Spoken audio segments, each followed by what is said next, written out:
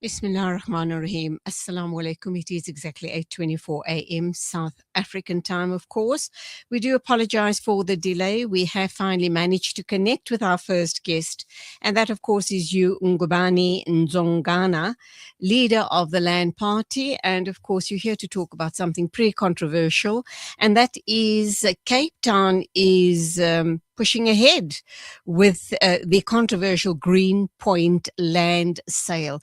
So, what does that mean in terms of the people of the Western Cape? Who sits with the sale of this money, and how does the impact of the sale of this land, has on the people of the Western Cape?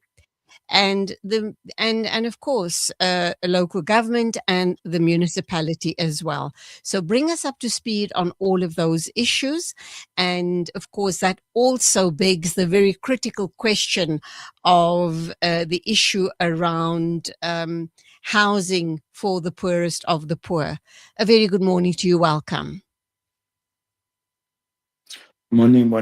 Salam alaikum. Walaikum salam. So your response, Look, commentary. our response it's very simple. You look that there is a crisis in the Western Cape, and sadly, while people are looking at the DA and the city of Cape Town as problematic, and the people behind these sales, amongst us there are people, particularly from the so-called the Khoisan communities, who are collaborating with these people, doing some background dealings, selling communities, making some hidden agendas, sabotaging processes, court processes, to make sure that the city of Cape Town is getting scot-free, or is getting successful with this land sale. So that is the challenge that we are having. So the communities are infiltrated. Certain individuals in communities are being bribed to make sure that they sabotage each and every effort that is taking place. For instance, I will give you a typical example. Let's talk about the previous land sale that took place just a few months ago. What happened there? The same people who were behind, some of the people who were bidders, they've managed to recruit one of the group, of one of the leaders of the group, who claimed to be a Khoisan leader. And what they've done, they said they sponsored his flight tickets, everything. But what they failed to do is to assist him to get a legal representation in court, and filed an affidavit and assisting him, so that they can jeopardize the process that the Land Party and other community activists, including other groups, were busy with, to make sure that they sabotage the court process. So that is the challenge that we are having. But we are re-strategizing to make sure that we are dealing with this kind of individuals who are being used by these individuals to make sure that they are selling the communities. Okay, I had discussions regarding this issue, the land issue in the Greenpoint area, quite a while ago on this very platform, with one of the Khoisan community leaders. And at the time, he was very adamant that there's no ways that they would agree to the sale of land, simply because they term parts of the land in the Western Cape, very especially, I think there's a section where there's a river that runs through it, and they view that as very, very sacred land indeed. So this comes as a surprise to suggest that they would collude with the city of Cape Town to actually sell off the land, knowing that it's viewed as sacred land. Look, everyone is coming forth and they claim to be the Khoisans. There are genuine people like Derek Jenkins. Those are genuine people that are fighting for this cause. Go and look the case of Amazon. How does that case has been jeopardized? So hence I'm saying there are certain external players who are coming outside other provinces, particularly in Gauteng, who claim to be the Khoisan representatives and Khoisan leaderships, and they sabotage these processes. So not everyone that you see in front of you is a Khoisan. That is unfortunately. Once upon a time, I once challenged some of them. I said, can we please, guys, go for a DNA test so that we can see who's the real, genuine Khoisan? Because there are real fake individuals who are selling communities, who are making sure they're making money out of this, and that is a sad reality. Tarek Johnson is one of the genuine activists who I'm standing with, who I'm fighting with, who are trying by all means day and night to prevent these land sales. But there are certain external forces that are coming using this name of the Khoisan and claiming to be representing communities, while at the end of the day, they are backstepping the same communities. Okay, Tariq Jenkins is in fact the person that we interviewed on this radio show. And he obviously is this is an issue very, very close to his heart. So, yeah, we do wish you well regarding this matter.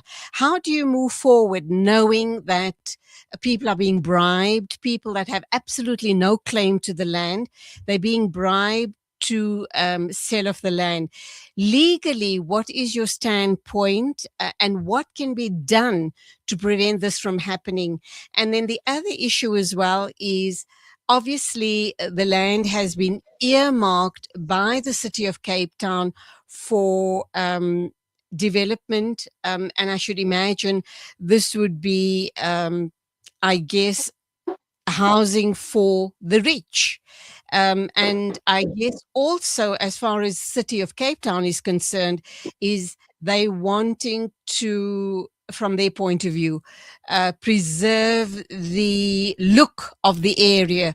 Whereas if the land is used for social housing, there's a fear that it might degrade the area.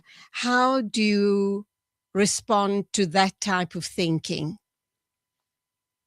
Look, what is the Then Party currently doing? We are currently fundraising, appealing to progressive business people. Definitely, it will be non-white businesses. It will be businesses that will be having sympathetic with the struggle of the brown and the black people. So we're appealing from them to assist us with funding.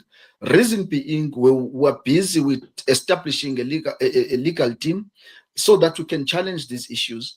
Also, we want to fight this battle in two fronts. We want to fight this battle in court, and also want to fight this battle in the street.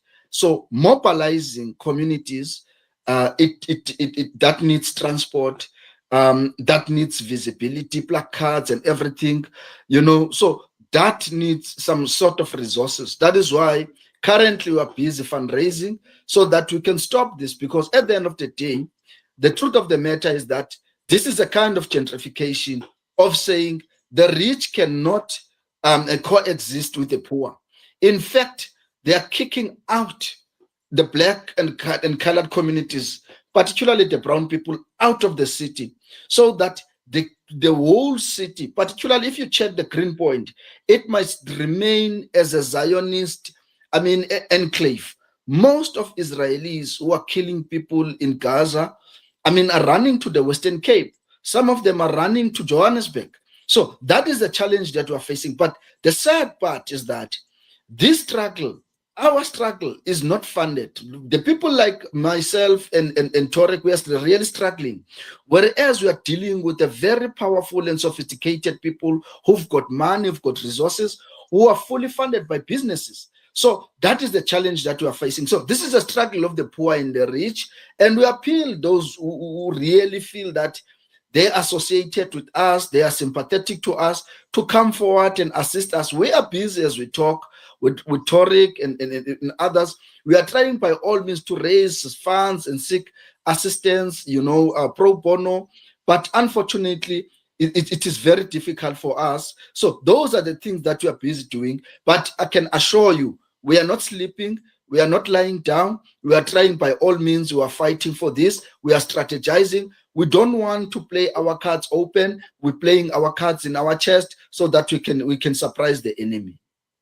Okay, we need to wrap up now. We've run out of time, but very quickly, is there a timeline to this issue?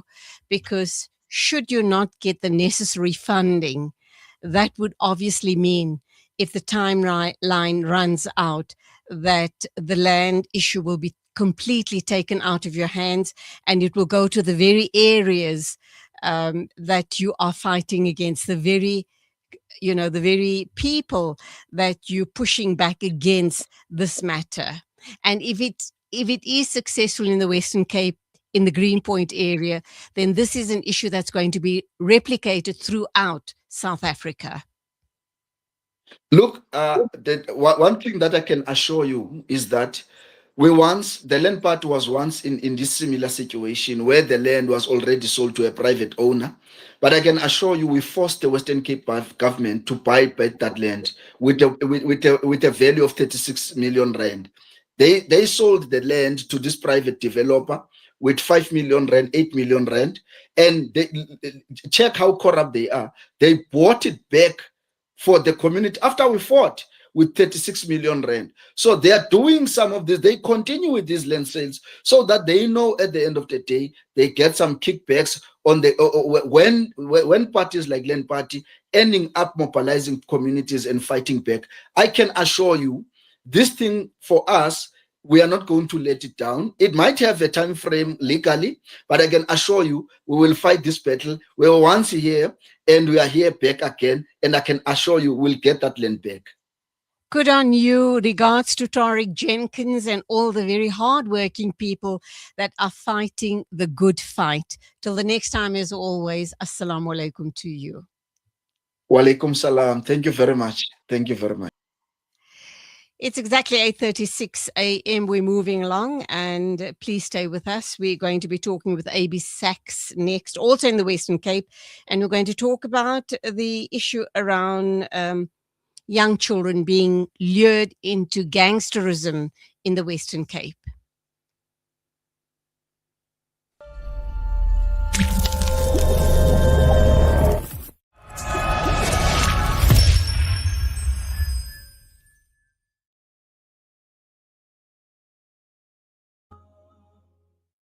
Tune into Salam Media via audio stream. This is something that I believe